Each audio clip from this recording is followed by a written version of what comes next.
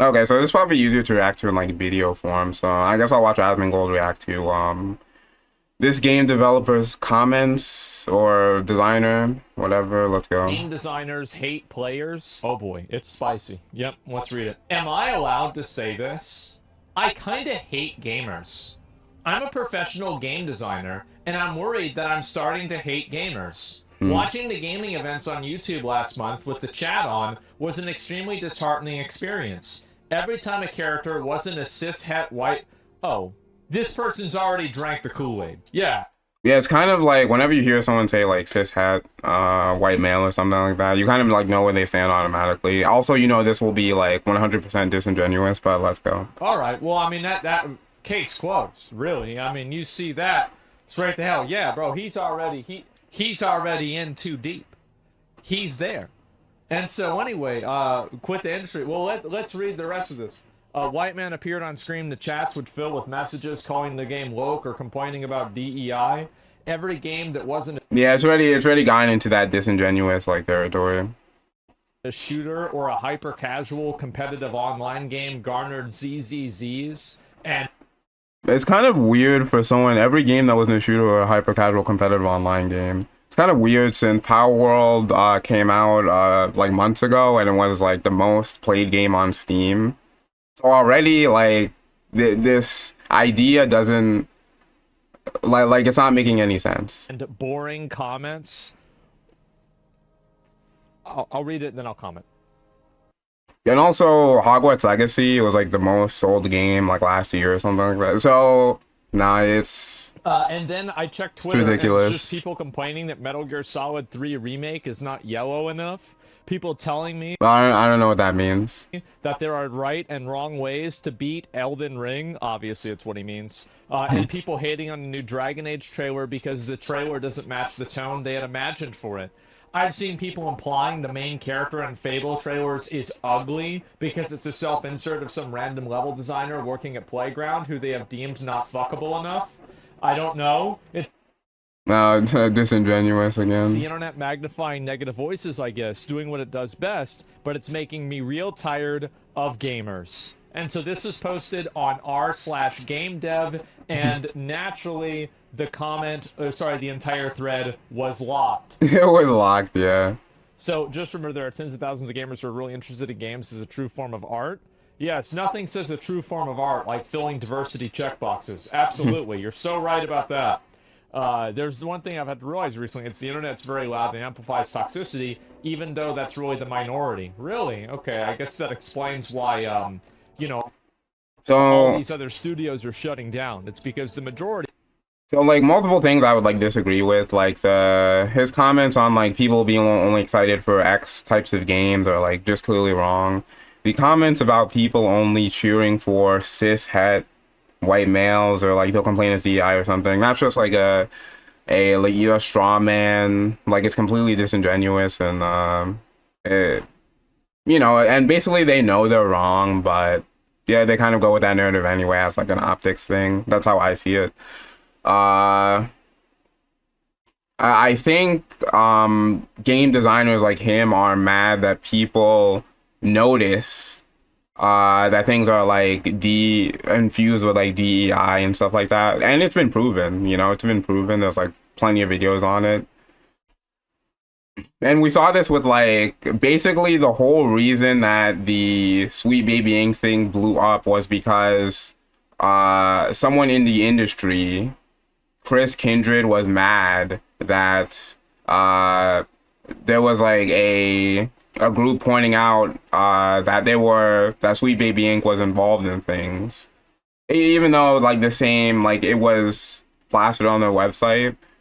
The fact that Buddhist, he like pointed out that they were involved in things and didn't like their involvement, and therefore he tried to get his whole Steam page like shut down and his whole account gone.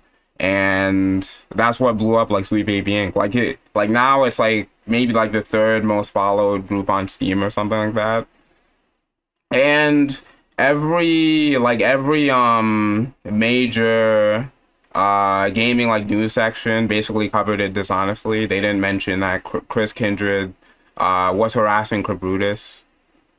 and trying to shut his like Steam page down and everything. They like just omit that specifically to make their side look better. So the dishonesty is like very obvious at this point.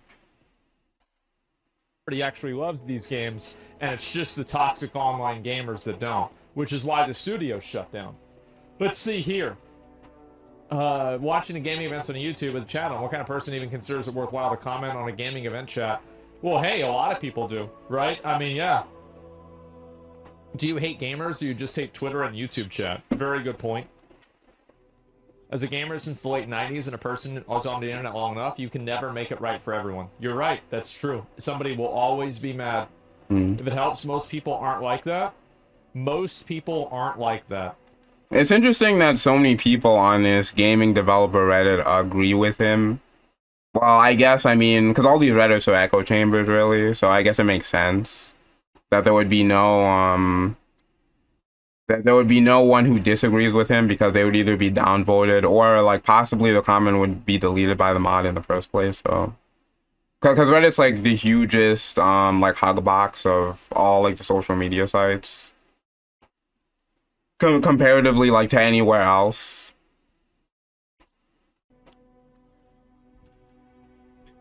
Why don't we just do some math? Is it allowed in China for you to show a relationship between gay people? No. There's a lot of people in China. How are things in India? There's a lot of people in India. This whole concept that these people are somehow the crazy minority? No. They are the... So I mean, you know, Asmongold, he's going on about something else, but regarding, because you know, the game designer, he also brought up that they deemed the Fable character not fuckable enough, which you know, he's omitting a lot of things.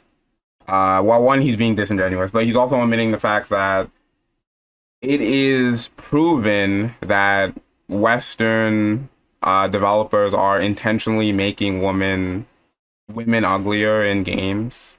Like this is like just very obvious, based on like motion capture for one. Like for motion capture, a lot of the guys look like, you know, one to one exactly the same. A good example of this is like Star Wars Jedi: The Fallen Order, where I forgot his name, it's like Cameron something, but basically his character looks like exactly like himself. Like maybe there's like minor differences, but you could basically tell it, like the character is supposed to be him. While like for other games, the women come out looking like completely different from the model, like 1000%. And there's like developers like going out and saying things like they like desexualize it for realism. Like for example, Mortal Kombat on Twitter, I think it was like it was someone involved in Mortal Kombat. I'm not sure if he was like a character designer or he was like an artist or something like that. And they said like, oh, they covered them up or something because of realism.